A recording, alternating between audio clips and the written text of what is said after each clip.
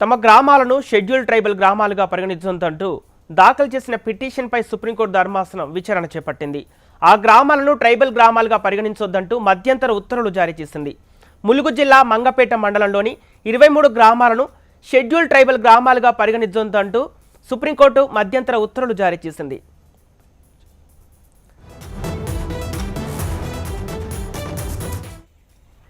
Nizam order ఆధారంగా tribal గ్రామాలుగా పరిగణించాలని ఇటీవల high court order ఇచ్చింది. దీన్ని సవాల్ చేసిన గ్రామానికి చెందిన నాన్ ట్రైబల్స్ 2013లో సుప్రీంకోర్టును ఆశ్రయించారు. 1950లో ప్రెసిడెంట్ ఇచ్చిన ఆర్డర్లో మంగపేటలోని 23 గ్రామాలు లేవు అని సీనియర్ అడ్వకేట్ విష్ణువర్ధన్ రెడ్డి వాదనలు వినిపించారు.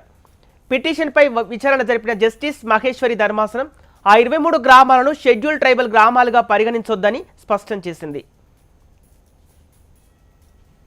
సుప్రీంకోర్టు ఈరోజు ఏ రకమైనటువంటి షెడ్యూల్ ట్రైబ్స్గా ఆ నోటిఫికేషన్ 2013లో ఇచ్చినటువంటి నోటిఫికేషన్ ఏ రకమైన ఎఫెక్ట్ ఇవ్వదు అంటే ఇప్పుడు అక్కడ రిజర్వేషన్ చేయడానికి లేదని చెప్పేసి హోల్డ్లో పెట్టమని చెప్పడం జరిగింది. సో ఈ మధ్యంతర ఉత్తర్వు ద్వారా 23 గ్రామాలు మంగపేట ప్రజెంట్ ములుగు జిల్లాలో ఏదైతే ఉన్నాయో అవి ట్రైబల్ కింద రావనేటువంటిది ఇంటర్ మాట.